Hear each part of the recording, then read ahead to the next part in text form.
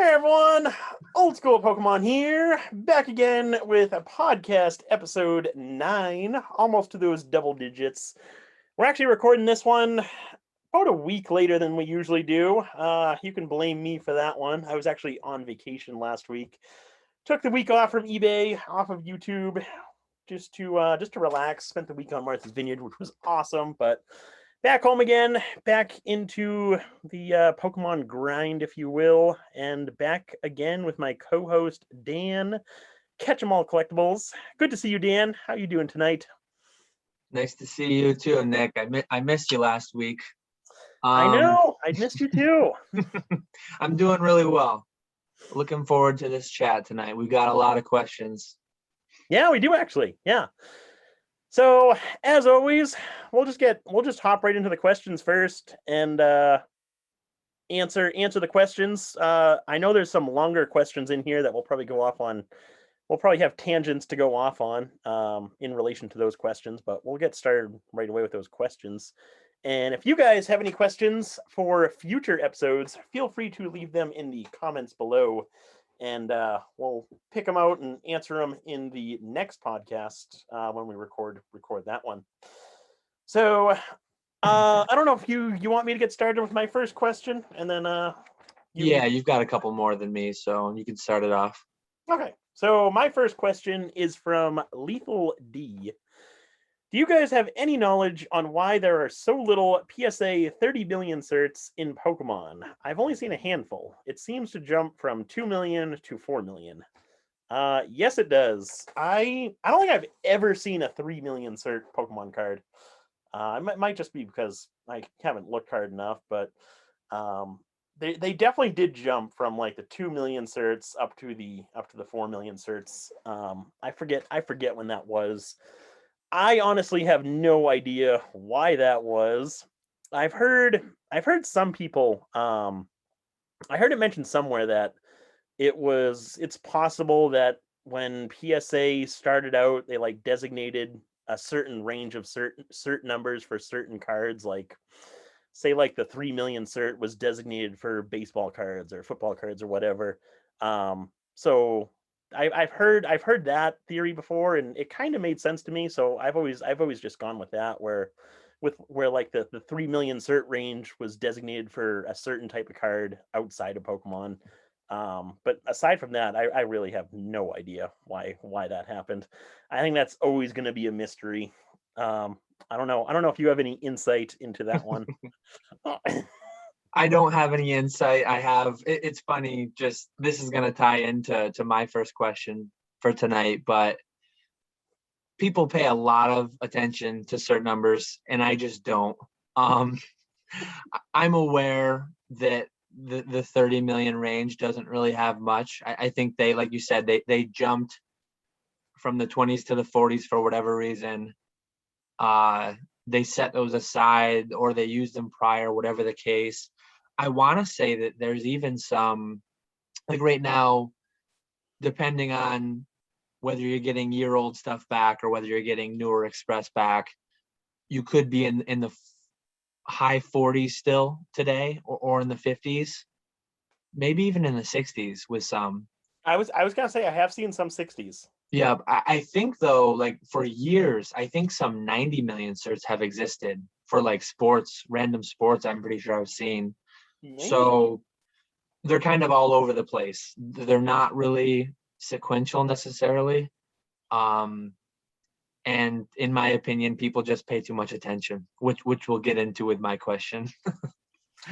You're not one to follow the to collect the 420 69 certs? No, we may as well get you're done with that question, right? Let's roll right in. Yep. So this was kind of a really long post, and I'm just distilling it down to I have it in our notes here as the dreaded 2x cert versus 4x cert conversation and our thoughts. I'll take this first, and I'll just continue off of the theme from Nick's question's answer. People care way too much about the certs. I buy the card, not the grade.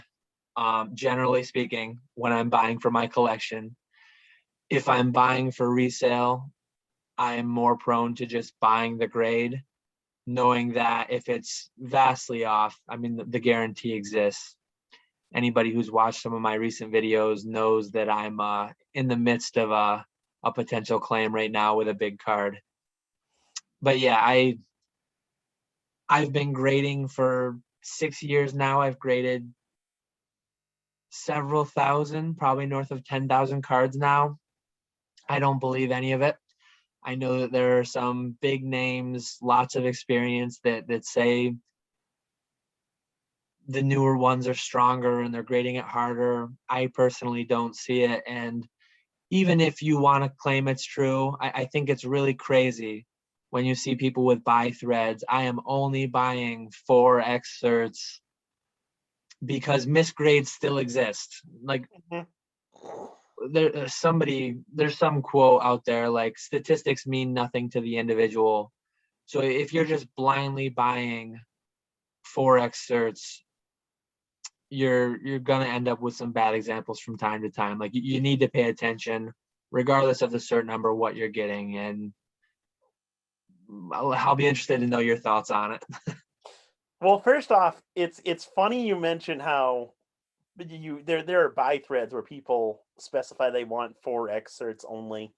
I'm actually one of those people Oh, myself. really? It's not because of that reasoning in terms of like the condition. It's because so I'm trying to build a PSA 9 first edition base non-hollow set. And I want those 4 excerpts only because I am a super OCD collector when it comes to my personal collection. The lighthouse labels. It's the lighthouse label, and then in addition to that, the cases, like the 2 excerpt cases are like they have like almost like rounded corners, where the 4 excerpt labels have like the sharp corners. Or like the edges of the cases are like sharper. So I I'm just hope CGC, like, they get some flack for their cases, which I think is stupid and undeserved. I hope they never, ever, ever change their case or label. Because one thing, I'm just to continue on with my rant, Nat Nat recently said in an interview that down the line PSA will likely have inner sleeves. yeah.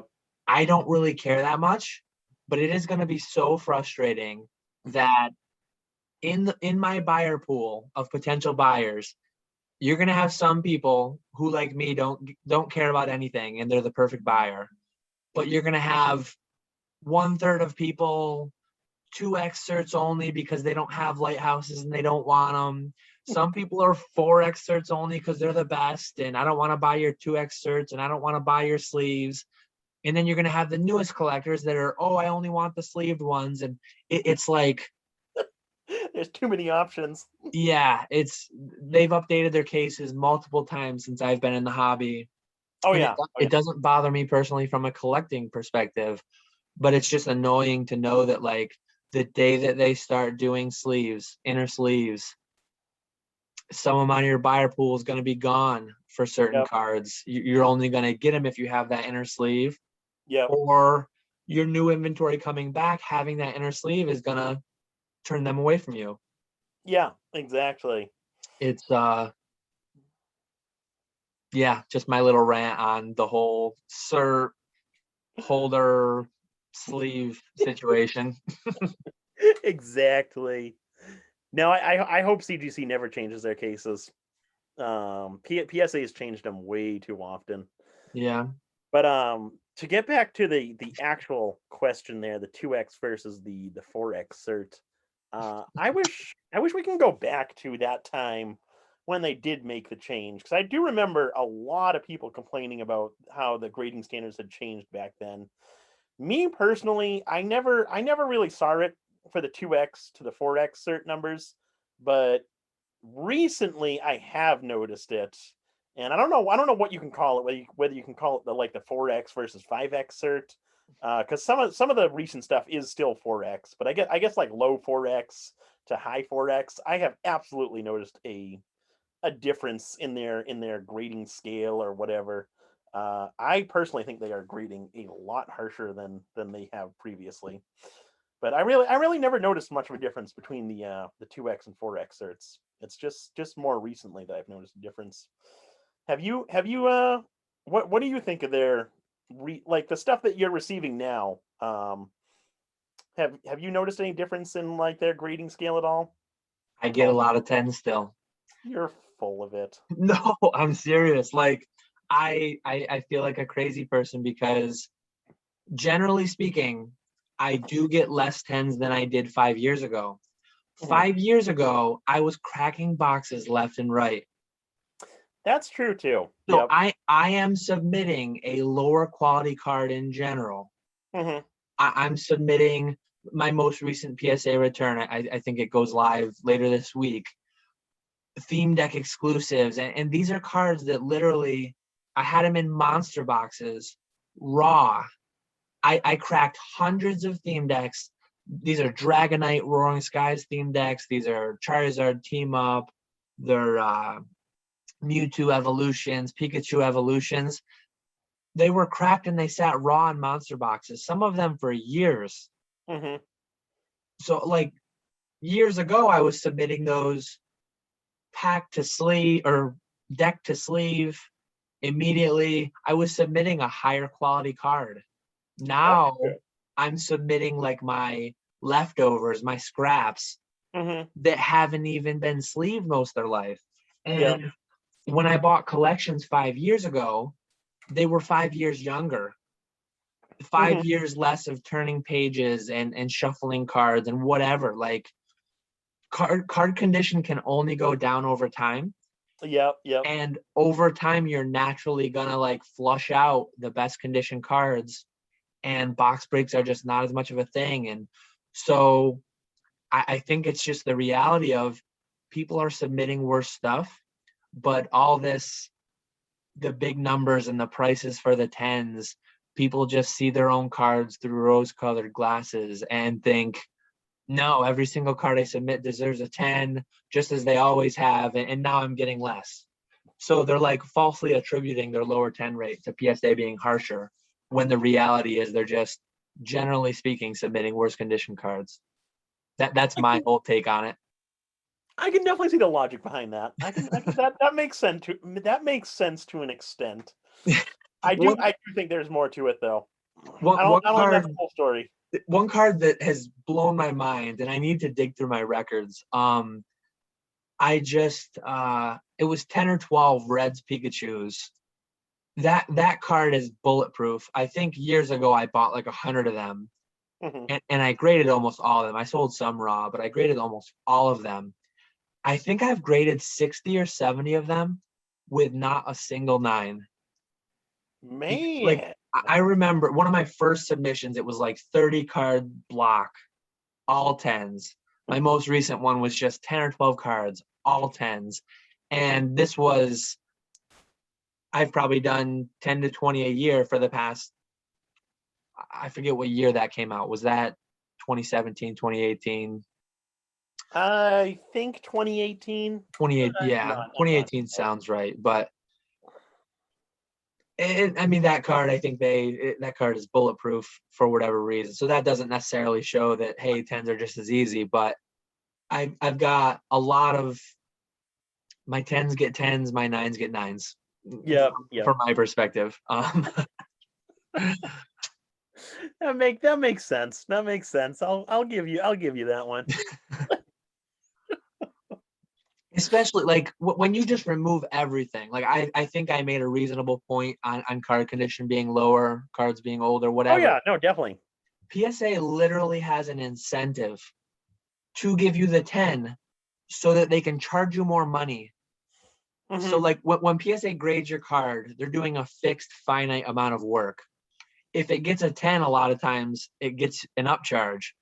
So they have an incentive to inflate your grades. I'm not saying they're doing that, but like from a logical external perspective, just looking at the situation, it could be reasonable to assume that they have, I mean, they do have financial incentive to give out more 10s. Yeah, but you could argue the opposite too.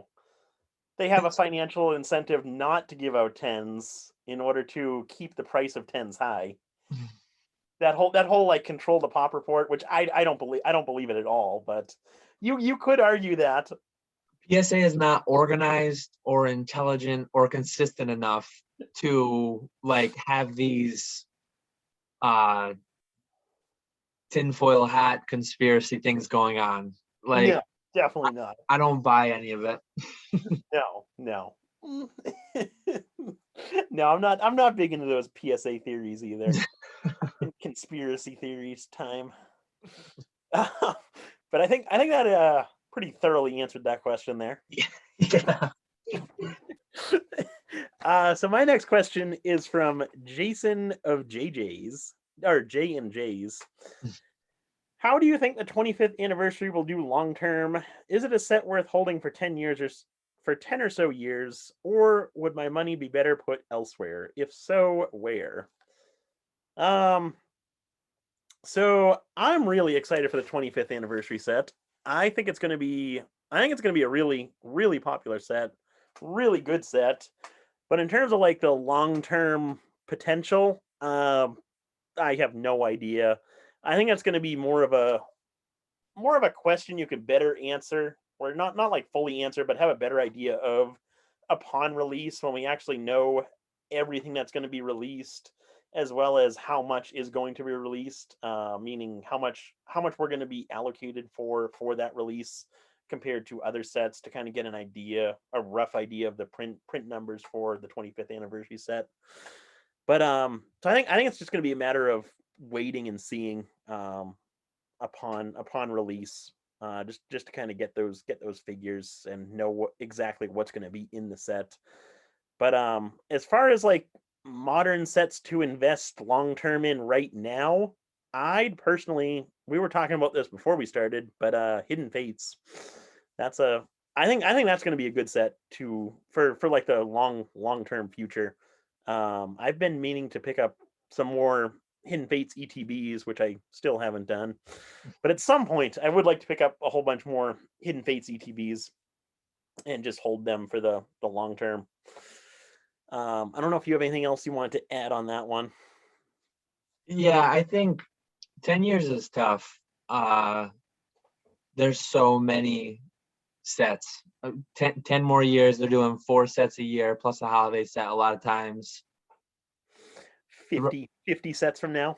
Yeah, I mean, you're looking at 40 to 50 sets, and I think this is going to tie in really great. Maybe we'll just go right to your next question after this one, just because it Yeah, ties in yeah, so well. yeah. Oh yeah, definitely. But I think that, and this is something Jake with Pokenomics talks about a lot. There's just so many sets. There's going to be so many new generations of Pokemon, so many new species of Pokemon. What's going to make things stand out? 10 years ago, something that's really going for those 2011, where would we have been? Was that like Heart Gold, Soul Silver era? 2011. I want to say that. So somewhere Heart Gold, Soul Silver, or like Diamond and Pearl.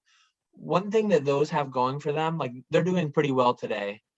They had such low print runs. The history of Pokemon, 25 years.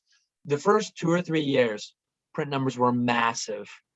And then from 2002 to 2014, 15, it was a lot less popular. And the thing with now is the print numbers are ballooned back up to like almost early WotC levels. Oh yeah, I mean, absolutely. If not more than that. right out of the gate, we kind of got into this in the last podcast, but like 3 something billion cards were printed in the last year. And I think the first couple years of WotC, it was like 10 billion. So I don't think we're quite there as what like base jungle and fossil would have, but we're pretty close. And I guess what I'm trying to get at is like the first sets will always be the first sets. Yep. 10, 20, 50, 100 years from now. If Pokemon is a thing 100 years from now, base will be the first set. Yep. The 25th anniversary set, it's not as big as the 50th. That is true. 50 is a round number. It's a bigger number. The 30th the 20th generations. And I think especially, again, the print runs are so massive right now. If Pokemon kind of fades off and has a slow decade again, these could really suffer from the fact that print runs were so high and they just kind of fade in with maybe the 30th, maybe the 40th is an amazing solid set during a lull period. And so when we pick back up at our 75th anniversary, everyone loves the 25th, but everyone's got it. It's like base set unlimited because it was just everywhere. And people are after the 50th because print run was so low and they're even cooler. I mean, I know I'm talking and thinking way further out than 10 years, but these are the kinds of things you need to think about on the longer term. And 10 years is pretty long term. Oh yeah, definitely. And then getting to the other part, would my money be better put elsewhere? If so, where? A big consideration is, I don't know if you're buying the 25th. I don't know what prices you're talking about buying the 25th anniversary set at. Nick and I, we buy everything we can get wholesale. That's a good point too. I didn't even think of that. Modern product this year and last year, if you're getting it wholesale, take everything you can get and beg for more. I'm not going to say you can't lose money on it, but when you're buying ETBs wholesale for these anniversary sets for $30 or whatever it is, you're doing really well.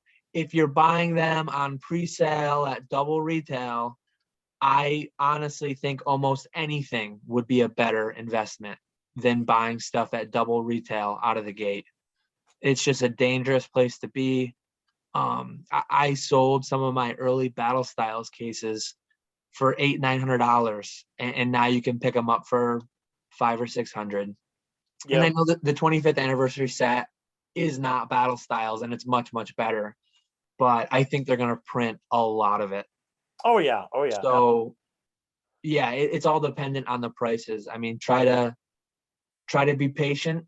I think they're going to print a fair bit of it, and it's a fairly small set, so singles are always an option too if you just want to pick up the cards that you want, and it's hard to say. So we'll do my next question because that kind of ties into it. But Celebi Collectibles asks, do you think Pokemon can keep topping itself with new artworks and crazy card designs for the next few years? And do you think once they stop upping their game, every new release, that people will lose interest? I don't know how much to answer to the first part of the question. I don't know how much further Pokemon can go with these new releases. Right now they're doing an absolutely phenomenal job with modern product. It'll be interesting to see how long this trend continues. I think it's impossible to say for certain, but I think it'll continue for the foreseeable future as long as we keep having the demand that we're having right now. I think modern's absolutely on fire right now, and I think it'll continue going forward for the foreseeable future, like I said. And then the second part, once they stop upping their game with every new release, will people lose interest? I think there has been some people that have already begun losing interest with these new set releases, Chilling Reign, Evolving Skies, just because they got into Pokemon the end of last year at the absolute hype, and they more so got into it for like the money aspect, where you could buy something at Walmart and flip it for double the next day. So I think we have already lost a good chunk of those types of people, but those people really weren't into Pokemon for like what actual collectors are in Pokemon for. They were more into it for the money. So I'd say we already have lost some people, but I do think there's the core collectors within the hobby, the people who actually enjoy the game. I don't think they'll completely leave modern, even if Pokemon starts printing sets similar to Battle Styles, say, which was an absolutely terrible set. But I don't think they'll ever stop liking modern or stop collecting modern just because of that. I think you'll always have those people who collect modern, And then you also have a huge player base once tournaments start up again, who people who don't collect the cards, but they use the cards for tournaments and deck building and stuff like that. So I do think modern will always stay popular, even if they do kind of decline in quality, I guess. I don't know what your thoughts are on that. I think it's a really great question. Pokemon is on fire lately. Modern is amazing. I love it. I love what they did with the 25th anniversary set. I'm being patient with EV Heroes. I don't get Japanese product from distribution, so I'm like a retail buyer on that. I'm waiting for the late July reprint to pick some of that up. But I would have never guessed exactly what they're doing with, I mean, even going back to Hidden Fates, I think there's just so many ways to print Pokemon on shiny cardboard, and there's different creative ways to make it shinier, and I I think they'll always innovate some different ways. But that said, kind of tying back into what I answered the last question with, do you think once they stop upping their game every new release that people will lose interest? I think that if they continue to up their game, some amount of like interest will wax and wane. It'll be, I mean, we're not on a straight trajectory to the moon with no stops. As the demographics change and as people age, and I mean, pop culture collectibles have a long history of phasing in and out and not necessarily dying and going away completely. But I mean, Pokemon's stuck it out for 25 years and they're the largest grossing media franchise of all time. But I think that some people just envision the next 100 years, everything's just going to keep going up and it's all going to be sunshine and rainbows. And I think we're going to have lulls, and some periods it might be multi-year. I mean, I don't think it's unreasonable that over the next 50 years, there might be a decade-long substantial lull. So, and I wasn't around. I mean, I got back in 2014. I wasn't around during the Level X era or the EX era, Gold Star era, the Legend cards, and I don't know what the reception on all those were. I'm sure that some people thought that EX era was killing it and Gold Stars were amazing. I know that a lot of people look back on it now like those were way better than Level X's and the Call Legend Shinies and Legend pieces. And some people probably were doing the whole thing throughout there, and they probably thought they were killing it with each one better than the last. And so it's so hard to anticipate how each set will be received, and sometimes things are taken unfavorably while they're happening, and then they're looked back on like, oh wow, those were actually awesome, let's go buy all those. Yeah, um exactly. And then not everyone's gonna like the same stuff. yeah, Like I so remember on my I was doing a whatnot auction, and I auctioned a Blaziken VMAX alt art from Chilling Reign, which I thought was an absolute awesome artwork. But even with that, there were people in the chat who said, "Oh, that artwork's garbage." So not everyone likes the same stuff. yeah, I think it'll fluctuate and it'll be all over the place over time. Yeah.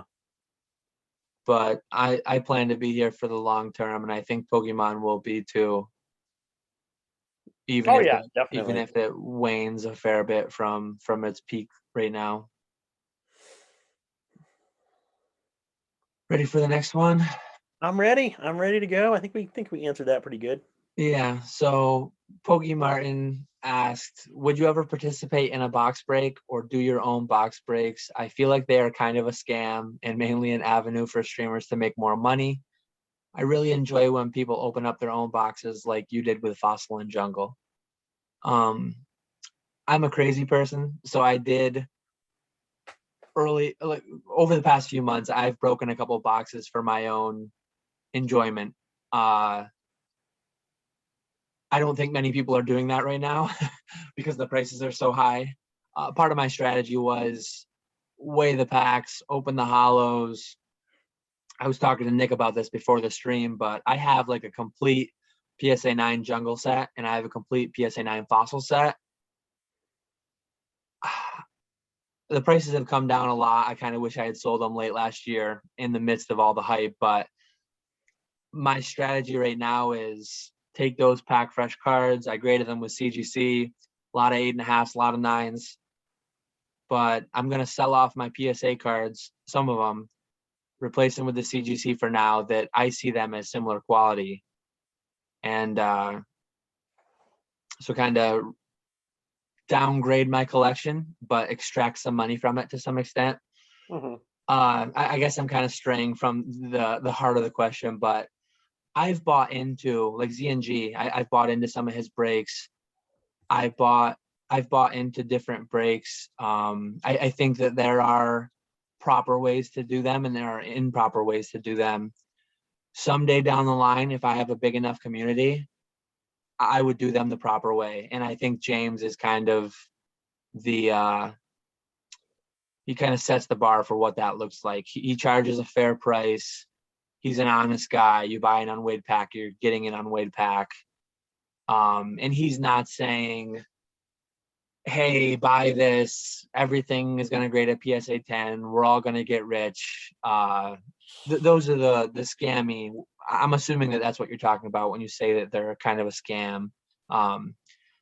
Throughout last year, that was a very common thing. Buying into this box break, selling them for double market, quoting all the PSA 10 prices, and yeah, that's no good.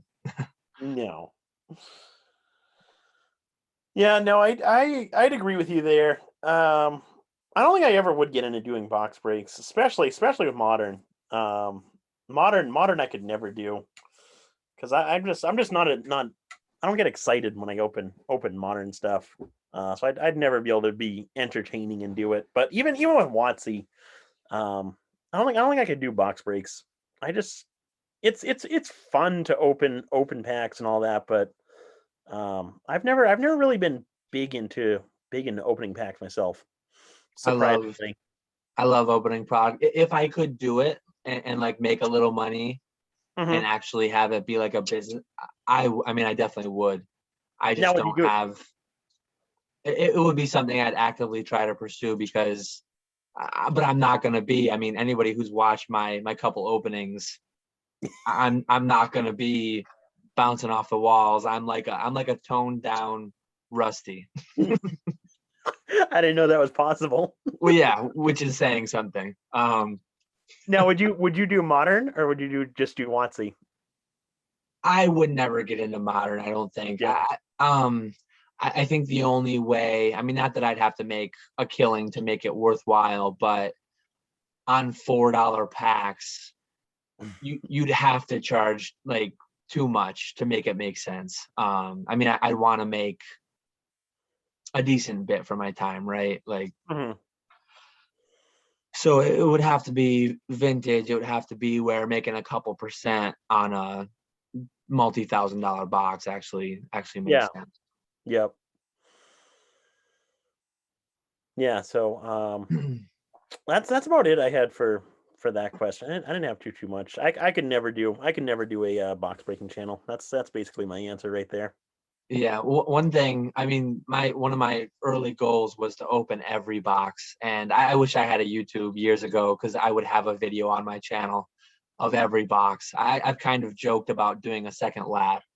I if I blew up and I could do it for like the content and make a little money, and it would be cool. It would be amazing.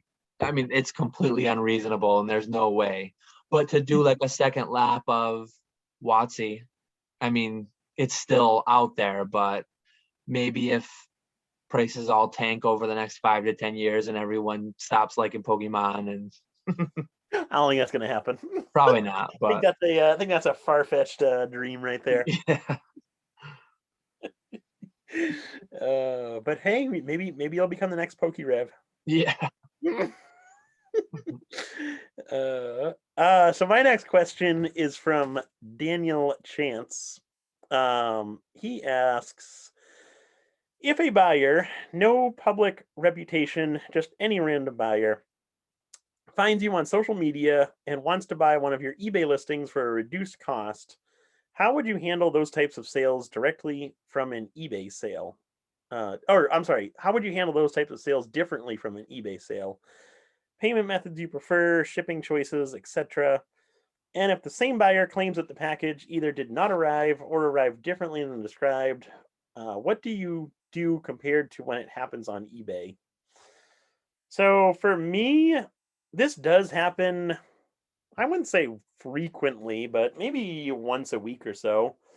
Someone will message me, or someone will be looking on my eBay store and message me on Instagram asking to purchase whatever card through directly through PayPal versus eBay to save some money. And I always, unless it's like my bulk type 99 cent listings, unless it's one of those, I'll usually allow the sale to go through PayPal. If it is one of those cheaper type listings, even if it's a bunch of them, I always just say purchase on eBay because it just makes my inventory control so much easier. Mm-hmm. But if it is something a little bit more expensive and they wanna save some money, I'll definitely allow payment through PayPal goods and services. Basically, I knock 10% off the eBay buy it now price because I'm not going to be charged an eBay fee. So I'll pass those savings on to them and they'll just pay PayPal goods and services. I'll ship like I would with eBay, first class mail, priority mail with tracking. If it's 750 or above, I do signature confirmation. And then very rarely do I do insurance actually. But yeah, I'll package and mail it the same way I do with eBay. And I've actually never had to deal with a dispute outside of eBay, surprisingly. Maybe because I just don't do many sales outside of eBay, but I would imagine if you work through PayPal goods and services, it's about the same as it would be through eBay. So I'd imagine it wouldn't be too much of an issue.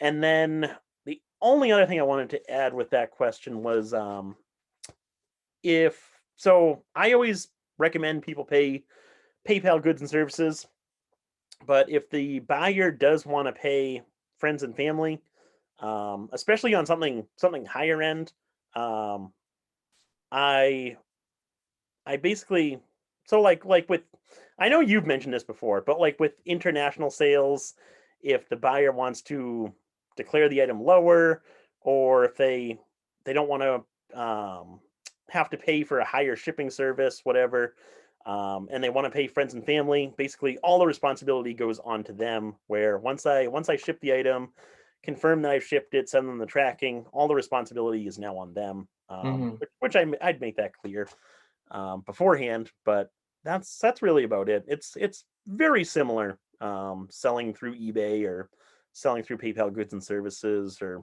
whatever other method. Yeah, I'm on the same page as you with all of that.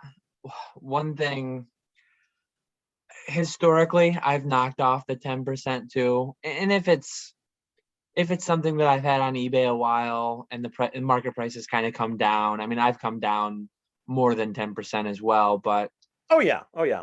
occasionally it'll be something that I just list, and 99% of my listings that I list, I sell them, I put them the cheapest on eBay.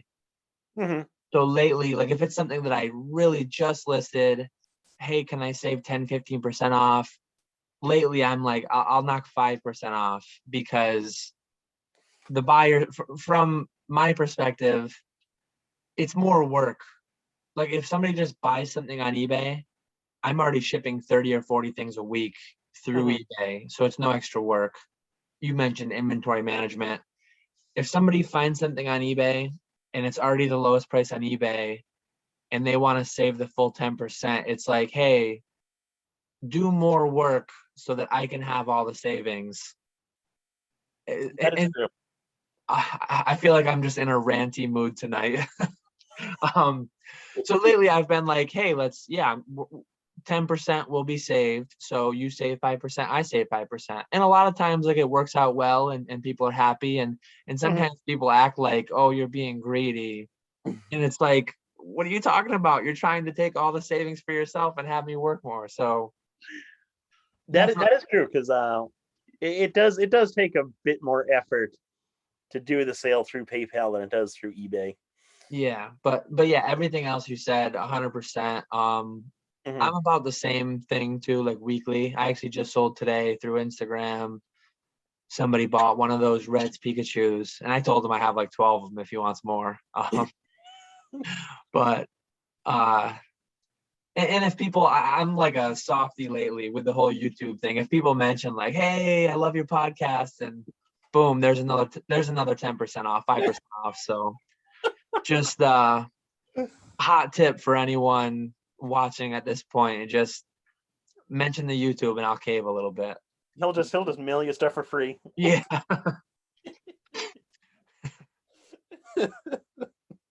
Oh man.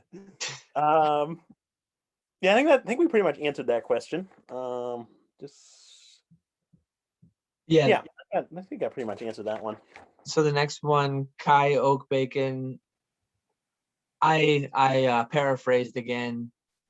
They asked a question about the value of CGC cards versus PSA cards, and they asked, are high-end cards more immune to like price differentials? So Hmm.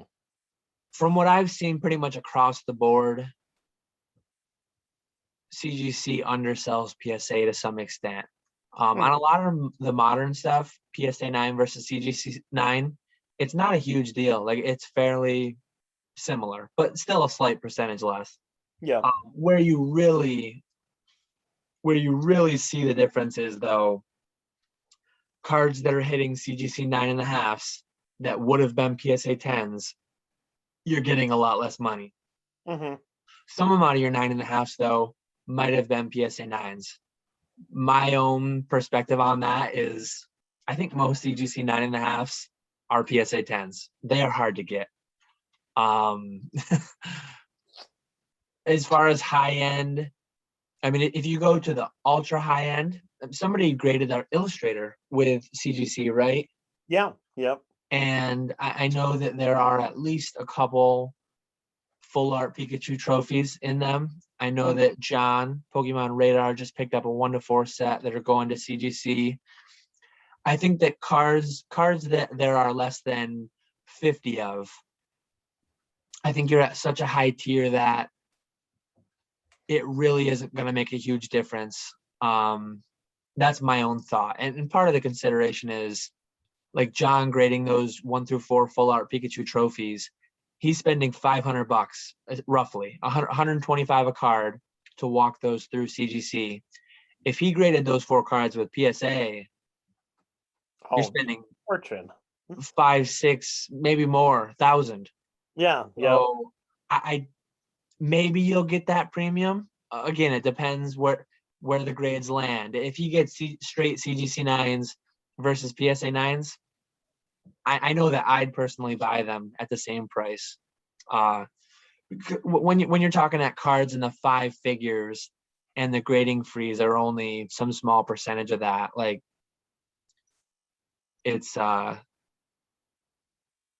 as big of a deal. That's where I'm at with PSA versus CGC pricing. Yeah, I'd agree with you there. I think it's just a matter of CGC being so new. They've only been, I think we're just past a year that they've started grading Pokemon cards, so they're still really new to the trading card grading scene, if you will. Where PSA does have that 20+ year established reputation. They might even be close to 30 because they started in the mid '90s, didn't they?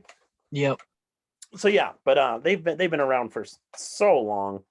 They have that established reputation. So I think it's just going to be a matter of time for CGC to kind of build up a following and build up a reputation. Um, I do think I don't know. I do think PSA will always be like number one within Pokemon. CGC will eventually be number two, taking over Beckett's spot, in my opinion, anyway. But I don't think, I don't think, I don't think CGC prices will ever like completely match with PSA prices. I do think you're always going to see that slight discrepancy, and the biggest reason I think that is because of the consistency, meaning like people collecting PSA 9, PSA 10 sets versus 8.5s, Mhm. 9.5s with the subgrades. So I think that's a big part of the reason as well. But I do think we are going to see that gap beginning to close as CGC starts grading more cards and as they further build their reputation. Mhm. So my next question is from Swami, and he didn't. I don't know if this was a question he was asking, but I figured we could talk about it because there was a lot that happened in between our last podcast and this one. He asked though, it'll be interesting to hear your thoughts on the PSA update and CGC selling its majority share. And he asked that question.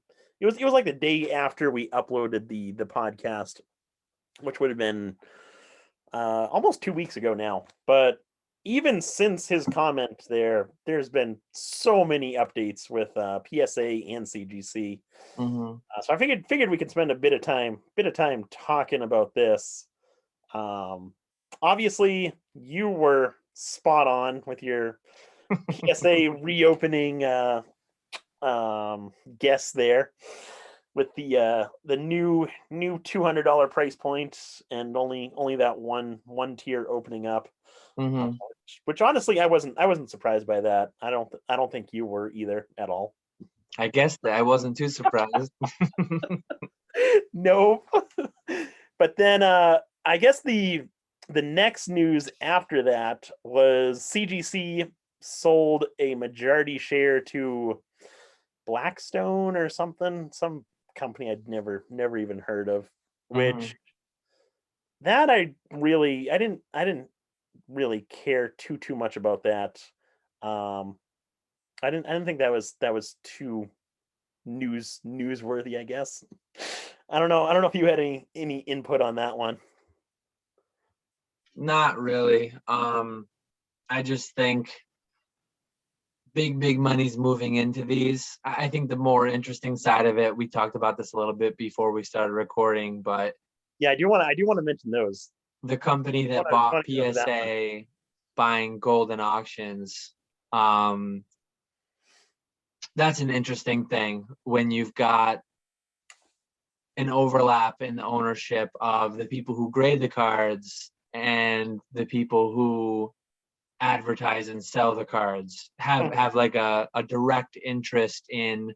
Obviously PSA has an interest in their cards going up over time, but it's a little bit more indirect. Now it's just the ownership has uh a very direct thing, and then buying WADA too, and the whole.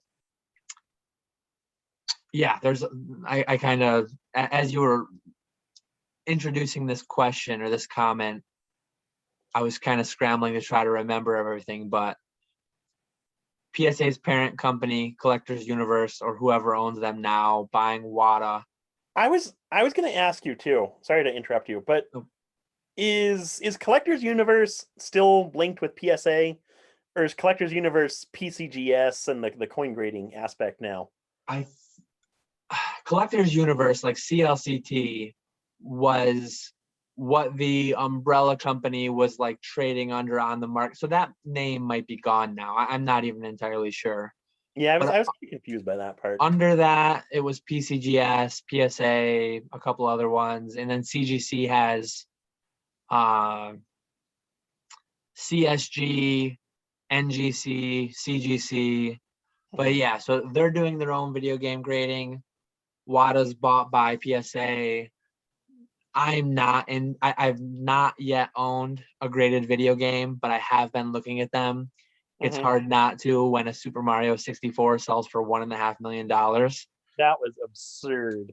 And you've got VGA with a completely different scale from WADA, and you've got the market that doesn't fully understand that a WADA 98 is not the same as a VGA 9.8.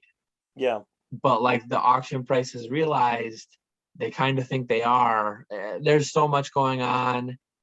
Whether or not WADA will end up getting a pop report, whether or not CGC, I mean, they're great. Their trading cards have yet to get a pop report. Which But I don't understand why. I don't I know don't why. understand why they don't initiate, or they don't like build in a pop report right from the get go. In a way, I kind of like it, just from the perspective that it removes a lot of the garbage. Ooh, pop one, super low pop. True, yeah. Like, yes, everything is pop one at some point. It's like the company just started. Congrats, I think some of that stuff, again, going back to the whole cert number, I think the pop is over worried about on a lot of things, especially for a brand new company that just hasn't graded them yet. Yeah. But yeah, there's a lot I hadn't there. thought about that. That's actually a good point. That might be why they're holding back on kind of releasing a pop report. I think that could be a part of the reason why. Yeah, get a couple of years of cards in there and get it kind of filled out to some extent. Yeah. Because I'm just not sure how useful it is to know, oh, there's pop one of this card that they made 1 million of, that once people realize it's pop one, oh, I'll send 50 of them, and so will 100 other people, and then a year from now they'll be pop 1,000. Exactly. Silly stuff. But yeah, I thought the most exciting news out of all those was PSA buying Golden's, or Collectors Universe buying Golden auction house. I thought that was big news. And then the other one I thought was really cool was CGC starting to grade video games. Yeah. I thought that was huge for CGC, and just kind of further emphasizes how they're looking to expand and how they are expanding, and kind of further getting their name out there.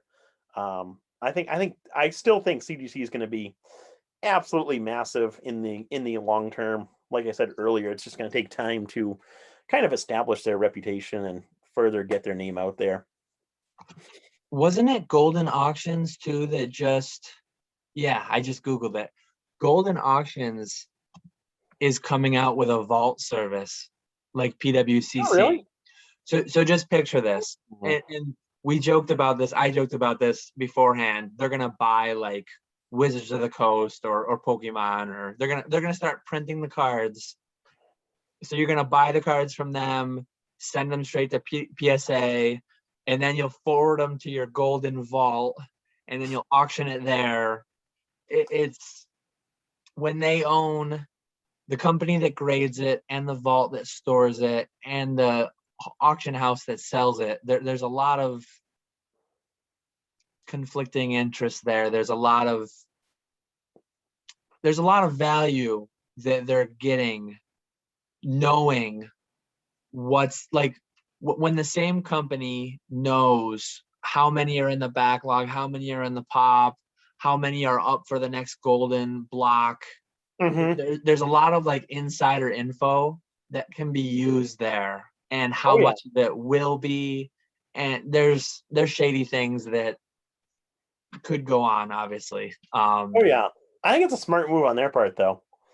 Definitely some advantages there. I didn't know about the whole Golden Auction Vault service. I wonder if they'll eventually make it so you can send your cards off to be graded and then send them directly to the vault. I have a feeling that could be something that we'll hear about in the future. I don't know if it's actually happening, but I've heard people talk about like putting their vault address on file with PSA, like the PWCC vault. I think some people have shipped some orders. Oh, like, I didn't know you could do that either. Okay. I think people have done that with they have free promotions through the end of August still. Uh, yeah, Sponsored by PWCC. yeah, it's pretty wild though. I've won a couple cards recently on Golden. So the last one I won, they sent me an email saying, "Hey, save the sales tax," which I don't pay anyways with the resellers thing. But they said, "Save the sales tax, save the shipping, send it to our vault." So Nice. yeah, Okay. they've gotten into that game too. So I think it's smart of them to do, considering how popular the PWCC vault is. yeah, But I think that was it for. Oh, and then the final update for PSA, Joe Orlando retired as CEO of PSA, that's and right. Nat Turner took the helm, I guess. Which I'm not surprised on that. When I first heard about him taking over, him buying PSA, I kind of figured that he would become CEO. And then I read that the management wasn't going to change, so I honestly wasn't surprised that he did finally take over there, and I'm kind Mhm. of excited to see what'll happen there because from the interviews that I've listened to with Nat Turner, he seems to be really good, and he seems to be working towards improving PSA, and they're working through their backlog and I guess frankly doing a lot more than Joe Orlando was doing. So I'm That's I'm gonna excited to see what'll happen. that's gonna get us our new cases, new labels, inner sleeves sooner probably. That's true. That's true. Sell everything now. Sell your 2 certs, they all suck. Sell your 4 certs, they don't have the sleeves. Oh man. Gonna have to restart my whole collection here. Yeah. Start from zero. Oh Uh, man. no, before uh completely off topic, but I feel bad for like the people who collected packs, like graded booster packs with the old style cases and then the new style cases now. That's the worst right there. I graded a bunch in the past to flip because there was a market for it and there was money to be made, but the cases were awful. And I might have a harsh opinion on that, but like you were collecting clearly damaged packs. So like they got what was coming to them to some extent. That's all I can really say. I do know that if I was personally crazy enough to assemble tens of thousands of dollars of packs in those old cases, I would be on the phone with PSA and I would say, I want the new cases. In Hmm. every pack that doesn't meet, every pack that's creased or torn from being folded, I want the financial guarantee payout. I would be adamant about it. But yeah, Oh I yeah. don't Oh I yeah. don't want to touch one thing that's been happening lately, because I have a few of the new style packs on eBay right now. People have been seeing the completed listings at PWCC, and the day after they send me an offer. Oh, hey, will you match last sold? And I But just say it's an like, old style case. I say, no, I'm not gonna sell my PSA 10 pack for a damaged pack price. I'm like, I don't care that it's PSA 10. I don't care that it's PSA 9. It's folded and damaged. Yeah, Like, exactly. I, I'm not gonna match it. Like, I don't think that there's honestly. I've actually picked up a couple packs that have gone to auction in the new style cases, and they've kind of gone like damaged pack prices. Like they've not really earned much of a premium. But I think that that's something to look out for. I Hmm. think that there will be a disconnect, and unlike the 2 cert 4 cert thing, this is 100% deserved.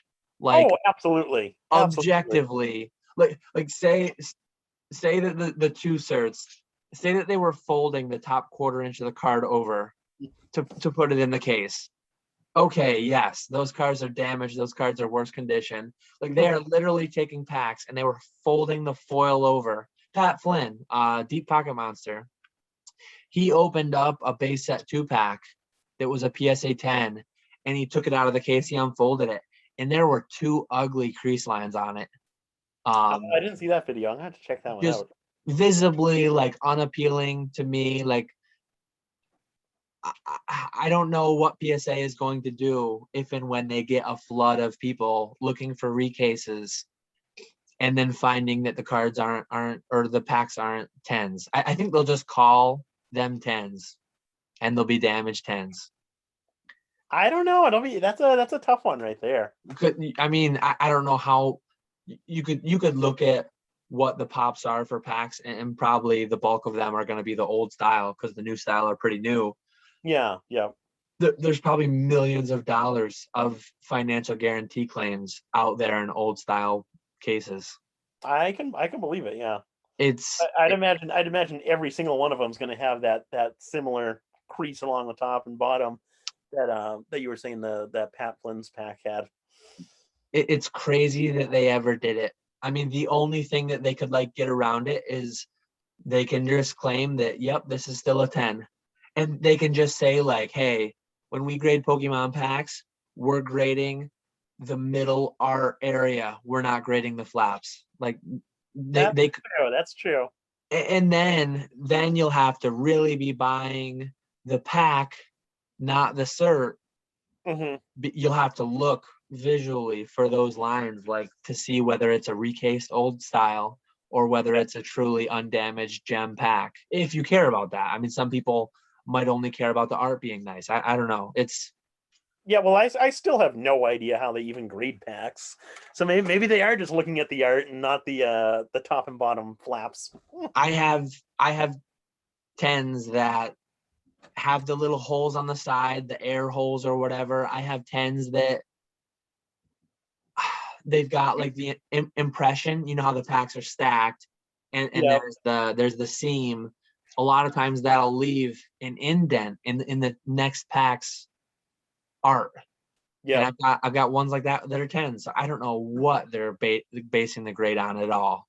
I have no idea. And I want to say you did a video where you had a pack, one of your first edition base packs, where like there was like a little slit in the top the crimp there. Yep. I think that one still got a 10 too. Yep. I don't know what they're grading.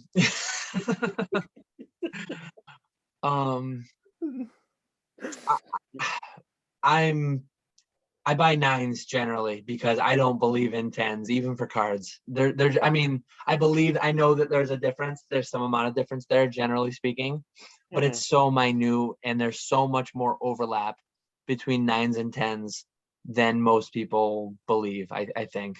Oh, absolutely. Yeah, no, I 100% agree with that one.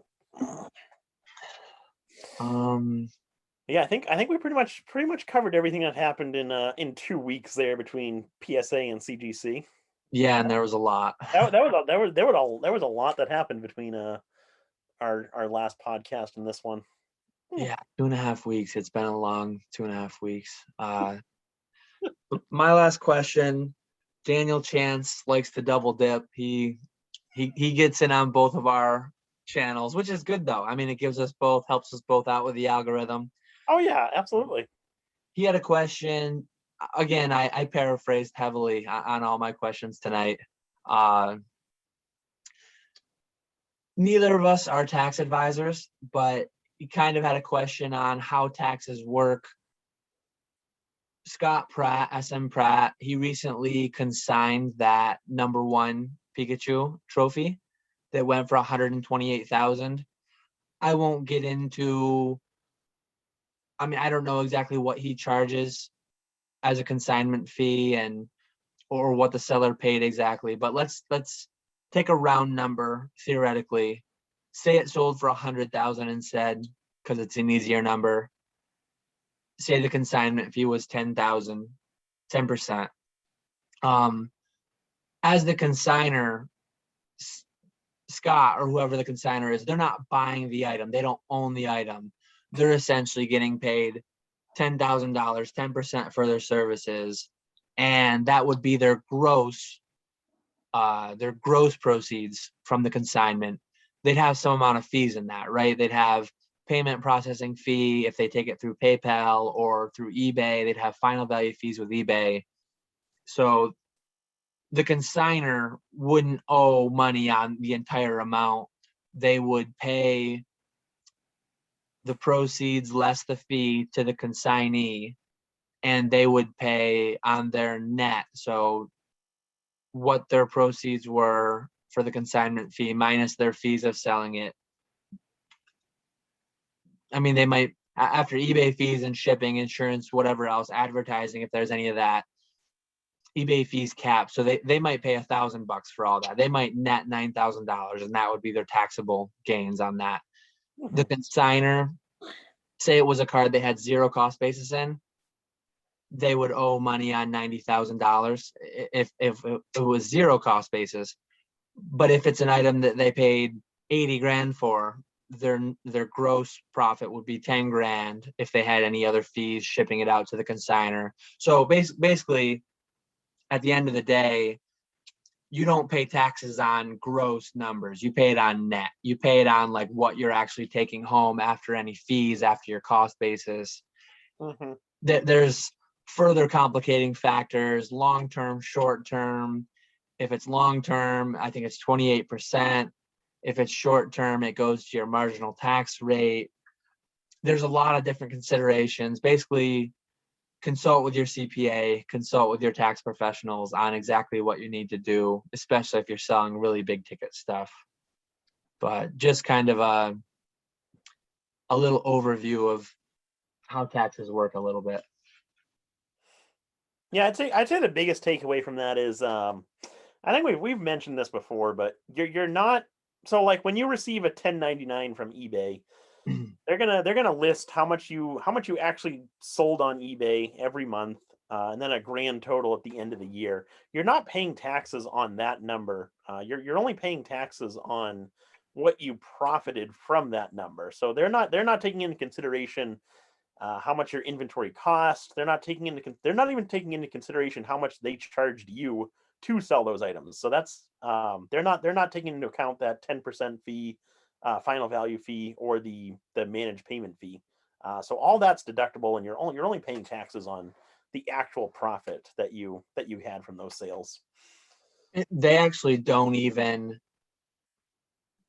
account for refunds. So they literally take like all your gross receipts for the whole year. You need to take out anything you refunded, all your fees, all your shipping, all your office supplies, and then also the cost of the items. eBay has no idea what you paid for any of the items. So all that stuff you need to track separately and account for that. So at the end of the day, yeah, you're paying on your net proceeds, not your gross proceeds. Yeah, yep, exactly. And then there's cash versus accrual basis. There's a lot of complicated things with taxes, and consult with a professional. Oh yeah. Even like I would avoid TurboTax for the first couple of years at least, because there's a lot that a tax professional can tell you that you wouldn't have any idea of if you tried to file through TurboTax or something like that. I know I made that mistake the first year that I filed taxes. I didn't know about that you were only paying on your profit, so I got my first 1099 and I paid way more than I needed to. And then I also filed through TurboTax, and there were a lot of things that I learned when I started filing with a CPA that I didn't know that first year when I just used TurboTax, like any type of like bills for Wi-Fi and phone service. Those are all tax deductible. I didn't know about that, and my tax guy told me about all that stuff. So it definitely saves money going to someone, paying a couple $100 to have them do your taxes versus trying to save a couple $100 by doing them yourself. You're gonna pay more in the long run doing that than you would actually going to see someone. Plus, it's a lot less painful doing that. Yeah. Just hand all that stuff off to someone else. um, was that it for his? I think I had one more. Yeah, I have one more question. Yep. Matthew B asks, What are your thoughts on Whatnot and other alternatives to eBay? I saw Nick doing some selling on Whatnot and wanted to get both of your thoughts. I So I think saved I this think this question. was just a plant by Nick to pump up his own whatnot stream. Yes, exactly. No, I purposely saved this one for last because figured I'd at least have a lot to talk about with this one. Yeah. But so I did start selling on Whatnot. If you guys want to give me a follow, give Old School Pokemon a follow on Whatnot. But I did my so I think we were just talking about how I was going to be doing my first live stream during the last podcast. Yep. Um, so I ended up doing two before I went on vacation, and I was absolutely blown away with how good both those live streams went. At some point, I'd like to do a video comparing kind of pricing on Whatnot versus eBay. That'll be somewhere down the line. I've got a lot of videos I want to catch up on, but I had an absolute blast with my live streams.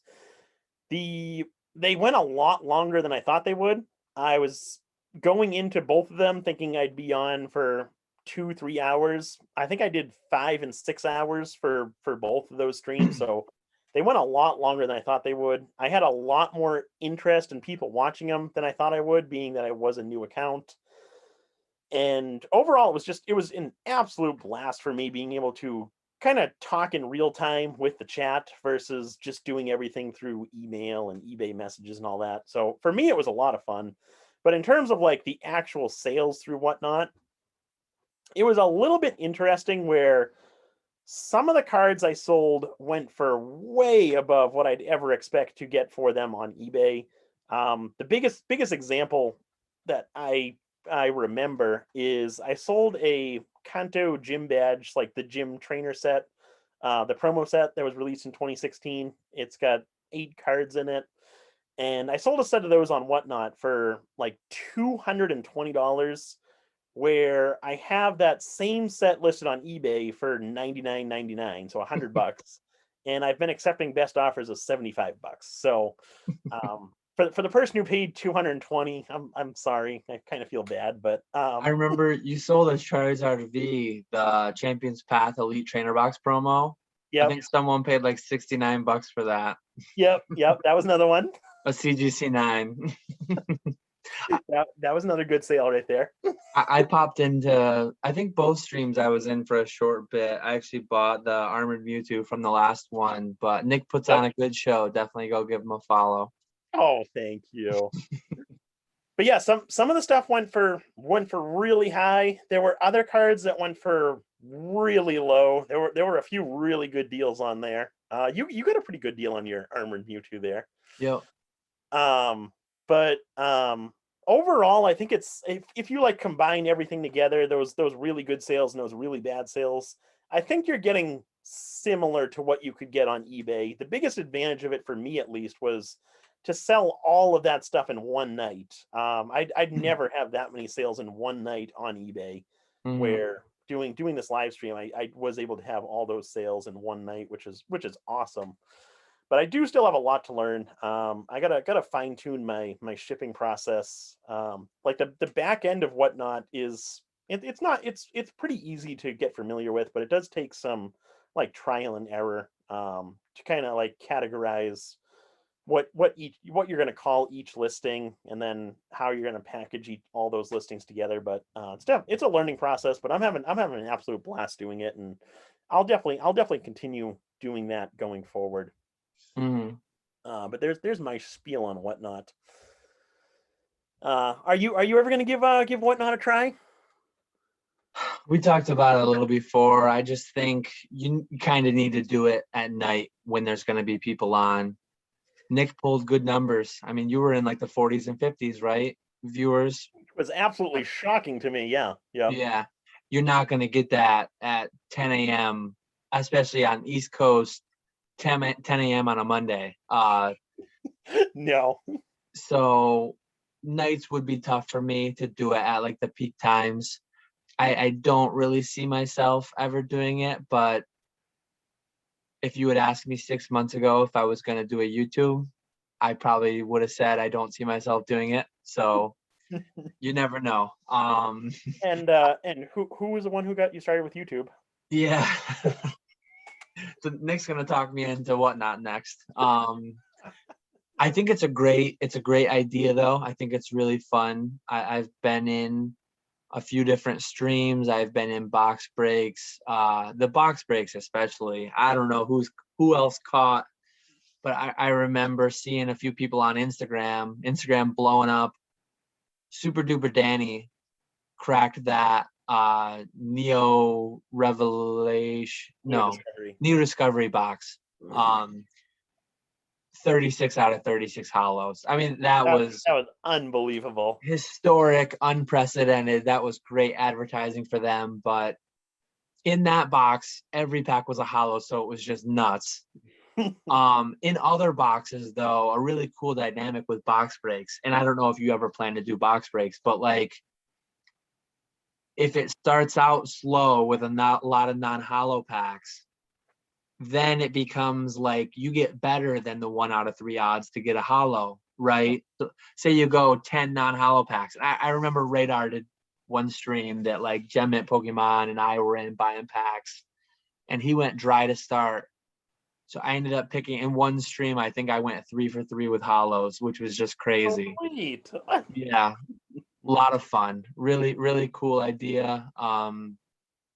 From so like for me, from a buyer perspective, I'd be more likely to get in on box breaks, less likely to get in on like raw graded cards. But if you've got time and you've just want like a unique experience, I think it's really cool. And there's a lot of good stuff on there. And like Oh yeah, Nick said, definitely. there's some deals and some make sure you're price shopping a little bit, have eBay on the side where you can make sure that you're not paying double for something. But yeah, it's definitely a cool platform though. Yeah, no, absolutely. I'm having a lot of fun with it, and I'm hoping to get into like a weekly or bi-weekly schedule, either Saturday or Sunday night. Do a live stream. Mhm. We'll see how that goes though.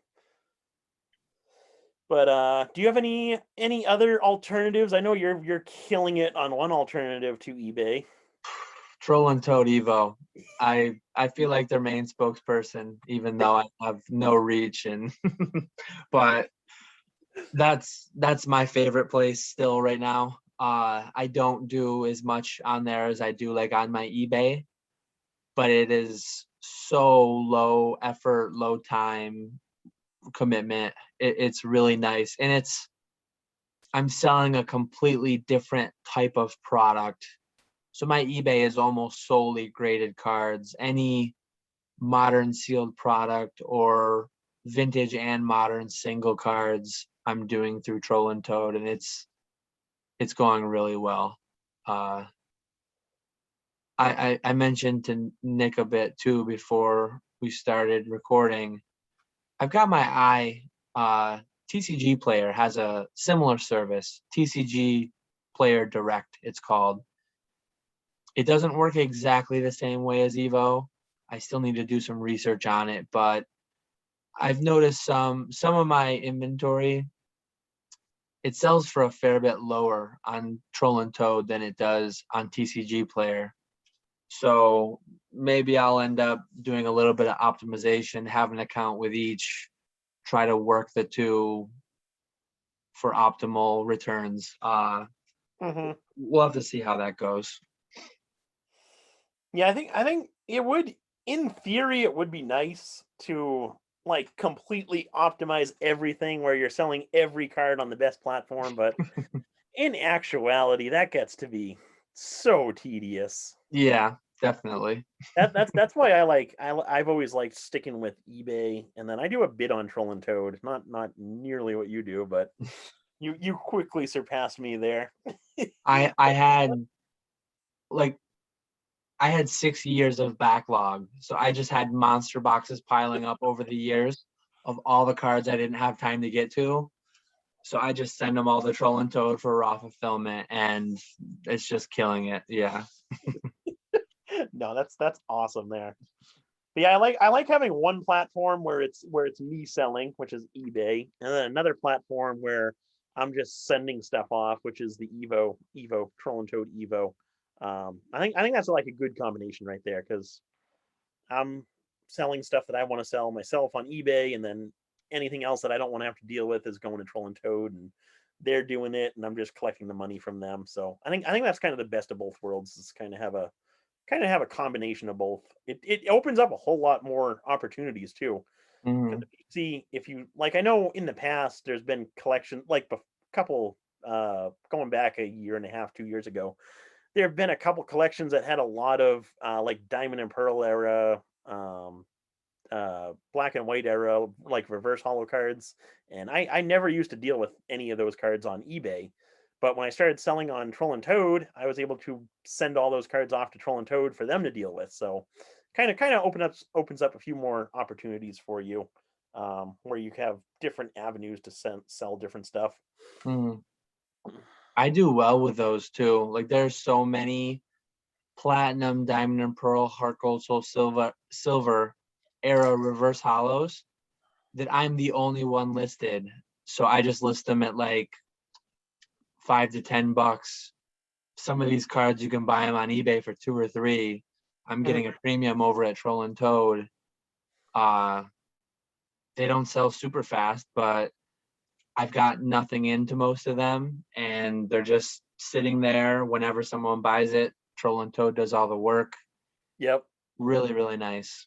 Oh yeah, absolutely. And you can go on vacation and you have to put your eBay into sleep mode, right? You have to put that in vacation mode so that you don't Hmm. have unhappy buyers. But Troll and Toad they never rest. They're always going for you. So that's nice too. That is true. One thing I learned about eBay with the whole vacation mode, since I put my eBay store on vacation mode when I was away on vacation, but it's a good thing I did quit my full time job because you can no longer put your eBay store in vacation mode indefinitely. Which that's what I used to do. I used to put my eBay store in vacation mode and just not set a return date. Oh, really? They changed it so you can only be on vacation for 30 days. So it's I it's didn't I know I, that. I basically had to go full time with Pokemon. I had no other option. Yeah, that's good. Good timing. Yeah, I thought that was an interesting change that I thought of. But yeah, that was about it. Um, what else did you want to talk about tonight here? There was one note that I've seen no one talk about it really, and I think it's kind of big news to me at least. CGC, I don't know the exact numbers, but their stated turnaround times decreased. Yep. So what that means to me is, and I hope it's real, I don't know that it's real, but either their intake with the most recent price increase, either their intake went down and became lower than their daily throughput, or maybe their daily intake flatlined and they've expanded their capacity to where their throughput now exceeds their daily intake. So one of those two things happened, or maybe a combination of both. But seemingly, CGC is actually chipping away at the backlog. Hmm. And they've done that without completely, I mean, PSA never completely shut down, but they didn't have to get as drastic as PSA did, Yep. going to $300 per card minimum. What is CGC for the cheapest now? Is it 20 plus subs? No, I think it's 15 plus subs. Or is it 15? I think so. But then subs are like $7 or $9 or Yeah. something. I Yeah. think I think subs are 7. But then you still get a disc. You still get they still do the 15 or 20% discount if you have a membership. Yeah. But to me, I mean, I think that's a good sign. I think it's a good sign that demand is going down enough. I think PSA is still a long ways away. I think their backlog is a much much larger situation than CGC ever got into, though CGC is probably rated about a year right now. Yeah. Another thing I had is my guess was spot on with Express opening at 200. I Oh, think what it do you think about that? I think it would be a fun exercise though to take our way too early guesses. When do you think economy? I think economy is the next tier cheaper. Or is it When Express? Express is what just reopened at 200 a card. Oh, okay, yeah, that's right, because the Super Express is 300. Okay, yeah, yep. So as of right now, I believe economy is stated to be, is it stated to be 75? I believe so. So when do you think that will reopen and what will the price be? Like, let's put our way too early guesses out there and see. So right now it's stated at 100 a card. So Okay. early this year it would have been 50 a card. Then they doubled it for March and it's been closed since March 31st, right? Yeah, somewhere around there. Do you have the complete through date for economy listed there? It is entirely complete, I believe. Okay, okay. I believe. I'm pretty sure that that's one that they completely made it through. That would make sense. Oh no, never mind. Economy. Oh, I've got a screenshot on a blog post, so it's not a live document. Oh, that's okay. Okay, so yeah, economy is 100% complete. Okay. So I'm going to say right now it's Express at 200. Oh, it's actually regular is the next service that they're calling 100 a card, and then economy is 50 a card. Okay, so we'll go with regular because that's So gonna be the next one to open. yeah, regular's complete through date is 98% of March is complete, and it closed on March 31st. So they're almost fully caught up. They're almost full. Yep. So I'm gonna say they're gonna give it July, August, September, October. I'm gonna say they reopen it. I'm gonna say early November they reopen it, and it's going to be what? It's $100 a card right now. Yep. I'm going to say they reopen it at 125 a card. Ooh. In early November. You almost hit dead on with what I was gonna guess. It's a good thing I went first. Yeah, and I'm not gonna be swayed by yours at all, but it's really, really close. I was gonna say 120. Okay. And I was gonna say like year end, so like December, sometime December, maybe very late December. Christmas special. Christmas 120 regular. That's my guess. Okay. It'll be interesting to see who's right this time.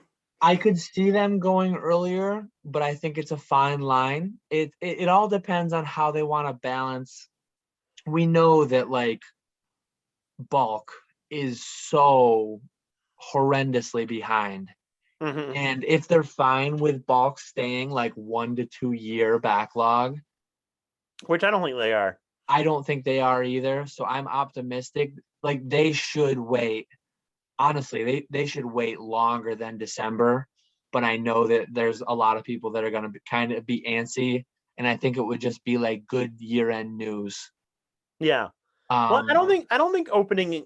I don't think they have to be concerned too much about opening something that's more than $100 to submit. I think once they get below that $100 mark, that's when the floodgates are going to open. 100 is a huge like mental, because Yeah. if the retail, if the advertised rate is 100, dealers and a lot of the big guys are paying a fair bit less than 100. Mm-hmm. And that, like, the reason I say 120, and I assume the reason you say 125 is because that probably pegs like the dealer rate near 100. Mm-hmm. Which is like just a big psychological level. I think if you tease 100 too much, if you go under that, you're just gonna get swamped again. And Oh yeah, not like in perpetuity, but you've got right now 4 months of people just filling monster boxes, being ready. oh yeah, yep. You've got the 25th anniversary Pokemon, right? Like $100 a card. There are going to be a lot of people sending out those gold star things. Those at 200 a card, you can't really do it. I mean, you can. It's a lot riskier, If but you're one of the first ones, you can. yeah, but It's really all about timing with that. Once those first few enter the pop report, then prices really go down. yeah, yeah. So it's interesting how close we both are with our guesses. That is interesting. That is interesting for sure. It'll be nice to revisit that in like podcast episode 20 or whatever we're at that point. Yeah, we'll finally be in double digits at that point. Yeah. We might have I forget how long the collectible conversations with John and Squeaks went, but I think we might be past them at that point. Yeah. I think they did 16 or 17 episodes. Oh, really? I didn't realize they did that many. I definitely watched them all though. I like that a lot. Yeah, so we definitely we gotta at least do one more than they did. Oh, I'm in this for the long haul. I hope we get to like 50, 50th anniversary. Yeah, there.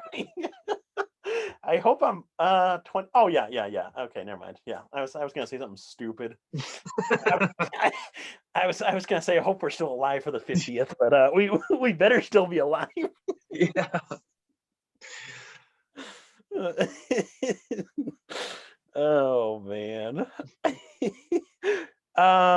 So one other thing I thought that you added to the notes that I thought was cool was or actually no, we should talk about what we've been buying and selling. I do want to. I know you've been buying some nice stuff. I don't know if you want to. I know you did a video on one of them. Yeah, I bought anybody who's watched my latest 2 videos, which they were a bit more successful than I expected. It seemed like a lot of people were interested in it, but I bought a complete PSA graded base set first edition. I mentioned it in one of the videos, but I may as well reiterate it now. Auctioning a 102 card set that's mixed grade is not a great idea, in my opinion. You limit your buyer pool substantially. I bought it for $24,400. I believe the collection, I don't believe the collection is worth per recent solds over 40. Nice. So the problem is there's PSA 10s, 9s, 8s, 7s. Mm-hmm. A lot of people don't want, like, a large portion of the collector base doesn't sell anything. So 80% of your buyer pool might just be gone because they don't want to buy it because they don't want to sell any singular item and they just don't want every card there. And what percent of your buyer pool has 25 grand to spend in one transaction? And anyways, I bought this big lot and I'm just going to do a straight flip. I'm doing like a little YouTube mini series on it. Completely transparent, 100% in the open. Whenever I'm done selling the last card, I will update the spreadsheet with every sale price and just completely go through it. I think it's pretty interesting content, just behind how I came up with my bid and what I expect to make and what that works out to hourly. A little bit of a wrinkle came in that my PSA 8 base set first edition Charizard has a line through it, which, looking more research and talking to other people, it might stay with an 8 if I try to go through the financial guarantee. I saw your Instagram post with that card, and there were a few comments that said people have tried to resubmit it and it came back an 8 for, which to me that does not make any sense whatsoever. It's an ugly Even with 8. the pictures that you sent me, that does not look like an 8 with that dent going across it. You know what, too? Usually it looks worse in person. It's a 4 cert. So wherever our 4-cert buyers are, this is the strongest 8 I've ever seen. It has the 4 at the start of its cert number. So I will sell it to you at only like a 5% premium above recent solds. What a guy. What a Yeah. guy. Don't look at the card, buy the label. It's the 4X cert. Um, but other than that, big buy. I bought a complete Hidden Fates set, master set at auction recently. I think it's just a historic set. I think even though it was printed like crazy, it was just kind of an unprecedented, the whole shiny vault. Amazing set. You've got Charizard, you've got some big evolutions, you've got a lot going on there. I love the set. I picked it up for a steal, I think, at auction. I just think big sets like that are just, it takes less time, but I think you get paid well for your time if you part them out yourselves. Oh, absolutely. Yeah, no. I'm actually bad sometimes too. Like I throw bids out. Some night I'll just sit down and I'll just bid like on 50 different items, like low bids, thinking I'm gonna win nothing. And a lot of times I win nothing. I got an unpaid item warning for something I bought. I didn't even realize I won it. And it's like, pay for your item now or get an unpaid item strike. I bought like 10 or 12. They didn't say if they were light. I bid as if they were light, and I bid half of what they were worth to me. But I got a pretty good price on jungle and fossil packs that I'm kind of hopeful that maybe I got a couple heavies in them. That'd be nice. It was just a random loose assortment of packs. I ended up winning that. I think I paid $200 a pack maybe.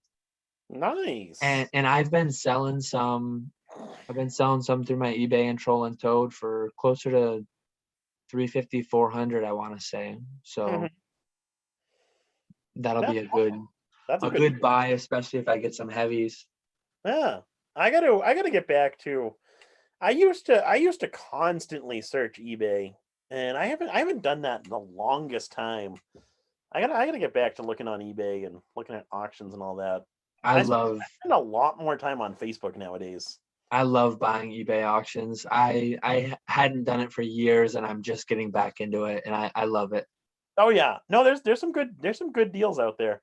Especially like if you look at like Monday morning, if you stay up really late Sunday night, kind of that time frame when there's really nobody on eBay, there's some really cheap eBay auctions that end around then. Yeah. Yeah. I used to pick up a few good ones using that type of logic. But yeah, I couldn't tell you the last thing that I bought on eBay. So aside from like packaging materials or something like that, the last like Pokemon card related thing that I bought on eBay, it's been a long time. Actually, I bought a no damage Ninetales a couple months ago. That was on eBay. One thing that always shocks me with your monthly update is like how few, like you buy some large collections, but you only have a handful of purchases each month. Yeah. Like, Yep. I think I bought 10 or 12 auctions this week. Man. And I've not, like, that's a lot compared to the last 2 or 3 years. But in my heyday, like when I was really big into the auction scene on eBay, which I intend to become later this year again, I'm gonna be buying 20 to 30 items a week probably. Some of them individual items, some of them large lots. Yeah. Yep. Not that it's, I mean, you can do it in a spreadsheet. It's all easy to track in a spreadsheet. But yeah, your updates is always just like 5 to 8 purchases, and that always just blows my mind. Yeah, I used to do like buy a small lot here for a couple $100, buy another lot here for a couple $100. But I guess I've just been getting spoiled with like bigger collections. Dropping like 8 grand, 10 grand. Yeah. Yeah, exactly. So now I just kind of stopped looking at those. Like those smaller lots don't excite me anymore. So I just kind of stopped looking for them. But yeah, it's been a while since I bought like a small couple hundred or $1,000 or $2,000 collection. Um, a lot of the more recent ones have been, or I guess within the past couple weeks I bought a 10. I don't know if I mentioned this. I don't think we talked about purchases, but it was maybe 3-ish weeks ago. I bought a $10,000 collection of first edition Team Rocket, Gym Series, and Neo Series hollows, which were a good portion of those were gradable. So those got added into my PSA grading pile. And then the rest of those, I've been selling some of those on my Whatnot streams. I was gonna do a video on that collection because it was a really cool collection to go through, but I just started selling the cards out of that collection before I can get a video. And if I did a video now, it'd be like, you paid 10,000 for this? You got hosed. We should have heard about it in your June monthly breakdown, but we haven't seen that yet. Everyone go on Nick's page and just ask him where his monthly breakdown is for June, so he'll put that out. That's one of my favorite monthly series. Not too many people show the numbers, and No, definitely not. you inspired me to give that transparency on that lot that I bought to flip. Oh man, so now I gotta do it. Yeah, you gotta. No, I do have those numbers ready. I got my spreadsheet all filled out. I did that right before vacation actually, and I was going to record the video and schedule it to upload while I was away, but I just got lazy and never did that. But I do want to do it because June it'll be June's video, and June ended Q2 of 2021. So I Yep. kind of want to talk about like my quarter numbers and to kind of give a better breakdown of how much I'm actually making every month. Because I know with the way I do it, going month by month, it varies so much. Like with Meg, Oh, it said I had like a $25,000 profit, yeah. which is completely unrealistic for me. But when you A- look at it by like quarter by quarter, it evens out a lot more. It evens out a lot better. And I don't think it's happened during your series yet, but I know for me, some months I buy like heavy. There are months that I lose money.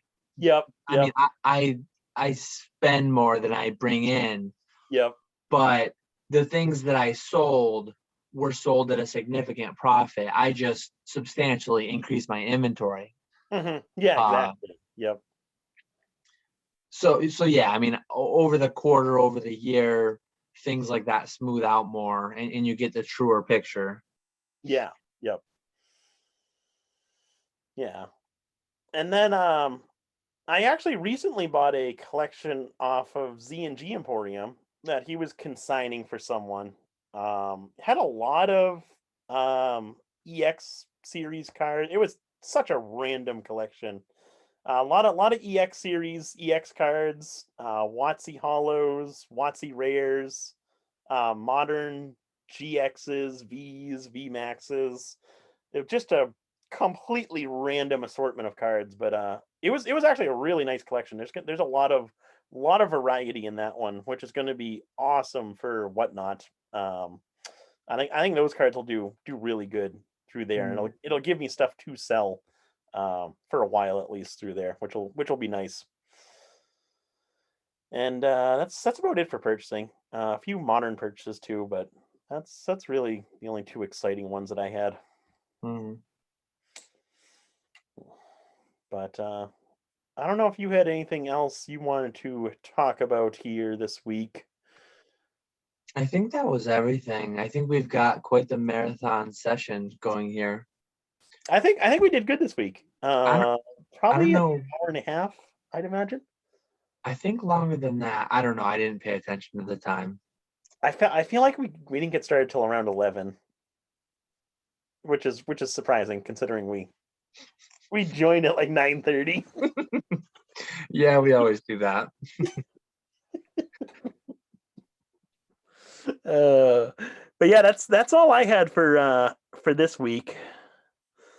I don't know if we should have a few exciting episodes coming up. We'll try and get one out. We'll try and get back on schedule here. So we'll upload one either beginning of August, or it'll be the end of July, I guess. Or it'll be our next one. But we'll try and get back on our Thursday upload schedule. Since I ruined that schedule for us, we'll try and get back on it and do every other Thursday upload. Recording every other Wednesday. But yeah, hopefully you guys enjoyed episode 9 of our podcast. If you have any questions, feel free to leave them in the comments below, and we'll answer them in episode number 10, double digits. Yeah. Usually at this point, I say the whole like subscribe thing, but I think I'm going to like phase that out because the people who get to this point are definitely subscribed. There are subscribers anyways. And I think they're the guys who, the guys and gals, the people who hit the thumbs up when they join and they're already subscribed. And so I'll save you all from that moving ahead. I gotta learn how to be a YouTuber and like have my little Charmander pop up a minute in and just overlay, tell you to press the button. I did that, or I don't know if I put my logo in there. I don't think I did. I think I got to change that. Yeah, I'm gonna get Charmander like smashing the like button. Oh, see, I can't be that fancy. I'm just gonna have my little logo and subscribe.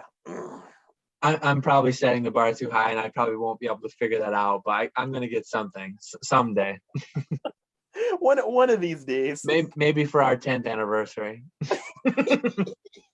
Not our 10th episode, our 10th anniversary. We got to go back and see when we started these. I think it's been March. Probably, was it back in March?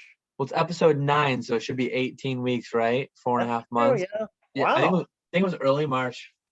Man, I didn't think it was that long. That's right there. Time's flying by. It is. Yeah, well, we appreciate everyone who stuck it out this long, and we'll see you next week, right? Late next week. Yeah. We'll get back on schedule. So you guys will have a it'll be this one, then a week later you'll have another one instead of waiting 2 weeks. So look forward to that. But it's always fun talking to you, and I will talk to you again next week. Yeah, great chat as always. We will catch you all later. Have a good one.